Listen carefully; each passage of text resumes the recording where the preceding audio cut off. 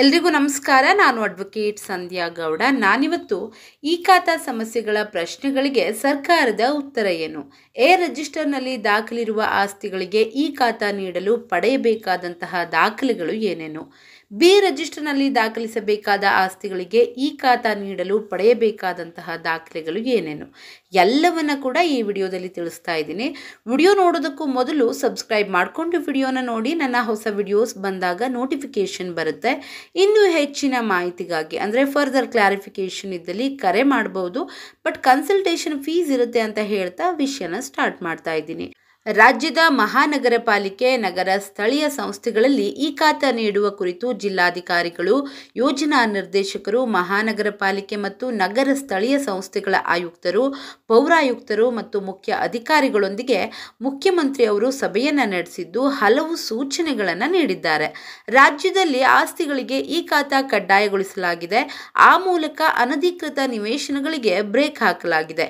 ಇದೇ ಕಾರಣಕ್ಕಾಗಿ ಕರ್ನಾಟಕ ಮುನ್ಸಿಪಲ್ ಕಾಯ್ದೆ ಮತ್ತು ನಿಯಮಗಳಿಗೆ ಫೆಬ್ರವರಿ 2025ರಲ್ಲಿ ತಿದ್ದುಪಡಿಯನ್ನು ತರಲಾಗಿದೆ. ರಾಜ್ಯ ಪೌರಾಡಳಿತ ಇಲಾಖೆಯಿಂದ ನಗರ ಸ್ಥಳೀಯ ಸಂಸ್ಥೆಗಳಲ್ಲಿ ಸಾರ್ವಜನಿಕರ ಈ ಖಾತಾ ಕುರಿತಂತ ಸಮಸ್ಯೆಗಳ ಪ್ರಶ್ನೆಗಳಿಗೆ ಉತ್ತರವನ್ನು ನೀಡಲಾಗಿದೆ. ಮೊದಲನೇ ಪ್ರಶ್ನೆ ಅಂದ್ರೆ, ನಗರ ಸ್ಥಳೀಯ ಸಂಸ್ಥೆಗಳ ವ್ಯಾಪ್ತಿಯಲ್ಲಿನ ಯಾವೆಲ್ಲ ಆಸ್ತಿಗಳನ್ನ ಆಸ್ತಿ ತೆರಿಗೆ ವ್ಯಾಪ್ತಿಗೆ ಒಳಪಡಿಸಬೇಕು ಎನ್ನುವಂಥದ್ದು. ಕರ್ನಾಟಕ ಪೌರಸಭೆಗಳ ಅಧಿನಿಯಮ 1964 ಪ್ರಕರಣ 94 ಮತ್ತು ಕರ್ನಾಟಕ ಪೌರ ನಿಗಮಗಳ ಅಧಿನಿಯಮ 1976 ಪ್ರಕರಣ ವಿನಾಯಿತಿಗೊಳಪಟ್ಟ ಆಸ್ತಿಗಳನ್ನು ಹೊರತುಪಡಿಸಿ ಉಳಿದ ಆಸ್ತಿಗಳನ್ನು ಆಸ್ತಿ ತೆರಿಗೆ ವ್ಯಾಪ್ತಿಗೆ ಒಳಪಡಿಸಬೇಕು ಅನ್ನುವಂಥದ್ದು. ಎರಡನೇದಾಗಿ, ಎ ರಿಜಿಸ್ಟರ್ನಲ್ಲಿ ನಮೂದಿಸಬೇಕಾದ ಆಸ್ತಿಗಳು ಯಾವ್ಯಾವು ಅಂತ ಹೇಳಿ. ಗ್ರಾಮ ಠಾಣಾ ವ್ಯಾಪ್ತಿಗೆ ಬರುವಂತಹ ಆಸ್ತಿಗಳು, ಸರ್ಕಾರ ಅಥವಾ ಸರ್ಕಾರದ ನಿಗಮ ಮಂಡಳಿಗಳಿಂದ ನೀಡಲಾದ ಹಕ್ಕುಪತ್ರಗಳು, ಕಂದಾಯ ಇಲಾಖೆಯಿಂದ 94CC ಅಡಿ ನೀಡಲಾದ ಹಕ್ಕುಪತ್ರ ಮತ್ತು ಸಕ್ಷಮ ಪ್ರಾಧಿಕಾರದಿಂದ ಅನುಮೋದನೆಯಾದ ಬಡಾವಣೆಯಲ್ಲಿನ ಸ್ವತ್ತುಗಳು ಇವೆಲ್ಲವೂ ಕೂಡ ಎ ರಿಜಿಸ್ಟರ್ನಲ್ಲಿ ನಮೂದಿಸಬೇಕಾದಂತಹ ಆಸ್ತಿಗಳು. ನೆಕ್ಸ್ಟು ಬಿ ರಿಜಿಸ್ಟರ್ನಲ್ಲಿ ನಮೂದಿಸಬೇಕಾದ ಆಸ್ತಿಗಳು ಯಾವುವು ಅಂದರೆ ಮೂರನೇ ಪ್ರಶ್ನೆ ಇದು ಭೂ ಪರಿವರ್ತನೆಯಾಗಿ ಸಕ್ಷಮ ಪ್ರಾಧಿಕಾರದಿಂದ ಅನುಮೋದನೆಯಾಗದ ಬಡಾವಣೆಯಲ್ಲಿನ ನಿವೇಶನಗಳು, ಕಟ್ಟಡಗಳು ಅವೆಲ್ಲವೂ ಕೂಡ ಬಿ ರಿಜಿಸ್ಟರ್ನಲ್ಲಿ ನಮೂದಿಸಬೇಕು. ನೆಕ್ಸ್ಟು ಭೂ ಪರಿವರ್ತನೆಯಾಗದೆ ಉಪವಿಭಜನೆಯನ್ನ ಮಾಡಿ ನಿವೇಶನಗಳಾಗಿ ಮಾರಾಟ ಮಾಡಿರುವ ನಿವೇಶನ ಅಂದರೆ ಈ ರೆವೆನ್ಯೂ ಸೈಟ್ಗಳೆಲ್ಲ ಇರುತ್ತಲ್ಲ, ಅದು ಬಿ ರಿಜಿಸ್ಟರ್ನಲ್ಲಿ ನಮೂದಿಸಬೇಕಾಗತ್ತೆ. ನೆಕ್ಸ್ಟು ನಾಲ್ಕನೇ ಪ್ರಶ್ನೆ ಬಂದ್ಬಿಟ್ಟು, ಬಿ ರಿಜಿಸ್ಟರ್ನಲ್ಲಿ ದಾಖಲಿಸಿರುವಂತಹ ಆಸ್ತಿಗಳಿಗೆ ತೆರಿಗೆ ವಿಧಿಸಬೇಕು ಅಥವಾ ದಂಡ ವಿಧಿಸಬೇಕು ಅಂಥೇಳಿ. ಅದಕ್ಕೆ ಉತ್ತರ ಬಂದ್ಬಿಟ್ಟು, ಬಿ ರಿಜಿಸ್ಟರ್ನಲ್ಲಿ ದಾಖಲಿಸಲಾದ ಆಸ್ತಿಗಳಿಗೆ ಮೊದಲ ಬಾರಿಗೆ ಸ್ವತ್ತು ತೆರಿಗೆಯ 2% ತೆರಿಗೆಯನ್ನು, ನಂತರದ ವರ್ಷಗಳಲ್ಲಿ ಸ್ವತ್ತು ತೆರಿಗೆಯನ್ನು ಮಾತ್ರ ವಿಧಿಸುವುದು. ಐದನೇ ಪ್ರಶ್ನೆ, ಯಾವ ದಿನಾಂಕದವರೆಗೆ ಸೃಜನೆಯಾದ ಆಸ್ತಿಗಳನ್ನು 29 ರಿಜಿಸ್ಟರ್ನಲ್ಲಿ ದಾಖಲಿಸಬೇಕು ಎನ್ನುವಂಥದ್ದು. ಕರ್ನಾಟಕ ಪೌರಸಭೆಗಳ ಅಧಿನಿಯಮ 1964 ಪ್ರಕರಣ 106 ಮತ್ತು ಕರ್ನಾಟಕ ಪೌರ ನಿಗಮಗಳ ಅಧಿನಿಯಮ 1976 ಪ್ರಕರಣ 112 ಸಬ್ ಕ್ಲಾಸ್ ಬಿಗೆ ದಿನಾಂಕ 10/9/2024ರಲ್ಲಿ ತಿದ್ದುಪಡಿಯನ್ನು ತರಲಾಗಿದ್ದು, ಸದರಿ ತಿದ್ದುಪಡಿಯ ಪೂರ್ವದಲ್ಲಿ ಸೃಜಿಸಲಾದ ಅನಧಿಕೃತ ಆಸ್ತಿಗಳಲ್ಲಿ ಬಿ ರಿಜಿಸ್ಟರ್ನಲ್ಲಿ ದಾಖಲಿಸಬೇಕು ಎನ್ನುವಂಥದ್ದು. ಆರನೇ ಪ್ರಶ್ನೆ ಬಂದು, ಯಾವ ವರ್ಷದಿಂದ ಬಿ ರಿಜಿಸ್ಟರ್ನಲ್ಲಿ ದಾಖಲಿಸುವ ಆಸ್ತಿಗಳಿಗೆ ಆಸ್ತಿ ತೆರಿಗೆಯನ್ನು ವಿಧಿಸಬೇಕಾಗುತ್ತೆ ಅಂತ ಹೇಳಿ. ಕರ್ನಾಟಕ ಪೌರಸಭೆಗಳ ಅಧಿನಿಯಮ 1964 ಪ್ರಕರಣ 106 ಮತ್ತು ಕರ್ನಾಟಕ ಪೌರ ನಿಗಮಗಳ ಅಧಿನಿಯಮ 1976 ಪ್ರಕರಣ 112 ಸಬ್ ಕ್ಲಾಸ್ ಬಿಗೆ ತಿದ್ದುಪಡಿ ದಿನಾಂಕ 10/9/2024ರಿಂದ ಜಾರಿಗೆ ಬಂದಿದ್ದು, 24-25 ಅಂದರೆ 2024-25ನೇ ಸಾಲಿನಿಂದ ಆಸ್ತಿ ತೆರಿಗೆಯನ್ನು ವಿಧಿಸಬೇಕಾಗತ್ತೆ. ನೆಕ್ಸ್ಟು ಏಳನೇ ಪ್ರಶ್ನೆ, ಬಿ ರಿಜಿಸ್ಟರ್ನಲ್ಲಿ ನಮೂದಿಸಲು ಅವಕಾಶವಿಲ್ಲದಿರುವ ಸ್ವತ್ತುಗಳು ಯಾವ್ಯಾವುವು. ಸರ್ಕಾರಿ ಜಾಗದಲ್ಲಿರುವ ಸ್ವತ್ತುಗಳು, ಸರ್ಕಾರದ ನಿಗಮ ಮಂಡಳಿಗಳ ಜಾಗಗಳು, ನಗರ ಸ್ಥಳೀಯ ಸಂಸ್ಥೆಗಳ ಜಾಗದಲ್ಲಿನ ಸ್ವತ್ತುಗಳು ಇವೆಲ್ಲವೂ ಕೂಡ ಬಿ ರಿಜಿಸ್ಟರ್ನಲ್ಲಿ ನಮೂದಿಸಲು ಅವಕಾಶ ಇಲ್ಲದೆ ಇರುವಂತಹ ಸ್ವತ್ತುಗಳಾಗಿರುತ್ತೆ. ಎಂಟನೇ ಪ್ರಶ್ನೆ, ಬಿ ರಿಜಿಸ್ಟರ್ನಲ್ಲಿ ದಾಖಲಿರುವ ಆಸ್ತಿಗಳಿಗೆ ಖಾತಾವನ್ನು ನೀಡಬಹುದೇ ಅಂತೇಳಿ.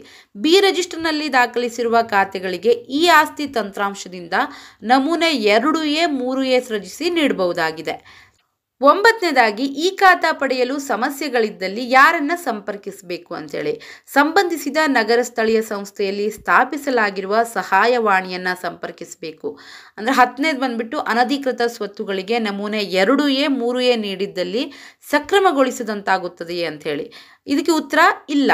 ಆಸ್ತಿ ತೆರಿಗೆ ವಿಧಿಸುವ ಉದ್ದೇಶಕ್ಕಾಗಿ ಪ್ರತ್ಯೇಕ ವಹಿವಾಟಿನಲ್ಲಿ ಅನಧಿಕೃತ ಸ್ವತ್ತುಗಳನ್ನು ದಾಖಲಿಸಿ ನಿರ್ವಹಿಸಲಾಗುತ್ತೆ, ಆದರೆ ಅದನ್ನು ಸಕ್ರಮಗೊಳಿಸಿದಂತೆ ಆಗೋದಿಲ್ಲ.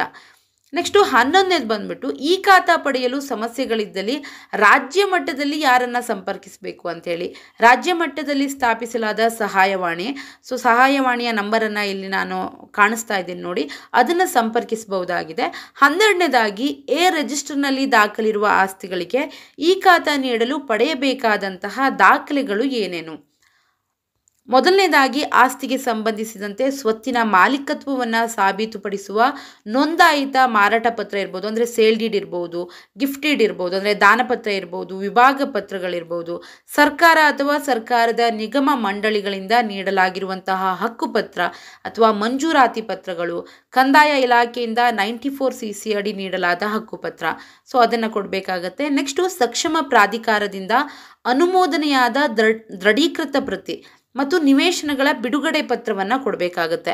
ನೆಕ್ಸ್ಟು ಪ್ರಸಕ್ತ ಸಾಲಿನವರೆಗೆ ಋಣಭಾರ ಪ್ರಮಾಣ ಪತ್ರ ಅಂದರೆ ECಯನ್ನು ಕೊಡಬೇಕಾಗತ್ತೆ. ಚಾಲ್ತಿ ಸಾಲಿನ ಆಸ್ತಿ ತೆರಿಗೆ ಪಾವತಿ ಅಂದರೆ ನೀವು ಟ್ಯಾಕ್ಸ್ ಪೇ ಮಾಡಿರುವಂತಹ ರಶೀದಿಯನ್ನು ಕೊಡಬೇಕಾಗತ್ತೆ.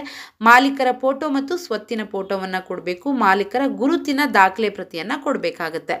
ನೆಕ್ಸ್ಟು ರಿಜಿಸ್ಟರ್ನಲ್ಲಿ ದಾಖಲಿಸಬೇಕಾದ ಆಸ್ತಿಗಳಿಗೆ ಈ ಖಾತಾ ನೀಡೋದಕ್ಕೆ ಯಾವ ದಾಖಲೆಗಳು ಬೇಕಾಗುತ್ತೆ ಅಂತ ನೋಡೋದಾದರೆ, ಆಸ್ತಿಗೆ ಸಂಬಂಧಿಸಿದಂತೆ ಮಾಲೀಕತ್ವವನ್ನು ಸಾಬೀತುಪಡಿಸುವ ದಿನಾಂಕ 10/9/2024 ಪೂರ್ವದಲ್ಲಿ ನೋಂದಾಯಿತ ಮಾರಾಟ ಪತ್ರಗಳು, ದಾನಪತ್ರ, ವಿಭಾಗ ಪತ್ರ, ಹಕ್ಕು ಖುಲಾಸೆ ಪತ್ರಗಳಿರುತ್ತಲ್ಲ ಅದನ್ನು ಕೊಡಬೇಕಾಗತ್ತೆ. ಆಮೇಲೆ ಪ್ರಸಕ್ತ ಸಾಲಿನವರೆಗೆ ಋಣಭಾರ ಪ್ರಮಾಣ ಪತ್ರ ಅಂದರೆ ECಯನ್ನು ಕೊಡಬೇಕಾಗತ್ತೆ. ಚಾಲ್ತಿ ಸಾಲಿನ ಆಸ್ತಿ ತೆರಿಗೆ ಪಾವತಿ ರಶೀದಿ ಅಂದರೆ ನೀವು ಟ್ಯಾಕ್ಸ್ ಪೇ ಮಾಡಿರುವಂತಹ ರಶೀದಿಯನ್ನು ಕೊಡಬೇಕು. ನೆಕ್ಸ್ಟು ಮಾಲೀಕರ ಫೋಟೋ ಮತ್ತು ಸ್ವತ್ತಿನ ಫೋಟೋವನ್ನು ಕೊಡಬೇಕಾಗತ್ತೆ. ಮಾಲೀಕರ ಗುರುತಿನ ದಾಖಲೆ ಪ್ರತಿಯನ್ನು ಕೊಡಬೇಕಾಗತ್ತೆ. ನೋಡಿದ್ರಲ್ಲ, ಈ ಖಾತಾ ಕುರಿತ ಒಂದಿಷ್ಟು ಪ್ರಶ್ನೆಗಳಿಗೆ ಉತ್ತರ ನಿಮಗೆಲ್ಲ ದೊರೆತಿದೆ ಅನ್ಕೋತೀನಿ. ಈ ವಿಡಿಯೋ ನಿಮ್ಗೆ ಇಷ್ಟ ಆಗಿದ್ರೆ ಲೈಕ್ ಮಾಡಿ, ಶೇರ್ ಮಾಡಿ ಮತ್ತು ಸಬ್ಸ್ಕ್ರೈಬ್ ಮಾಡೋದನ್ನು ಖಂಡಿತ ಮರಿಬೇಡಿ. Thank you so much.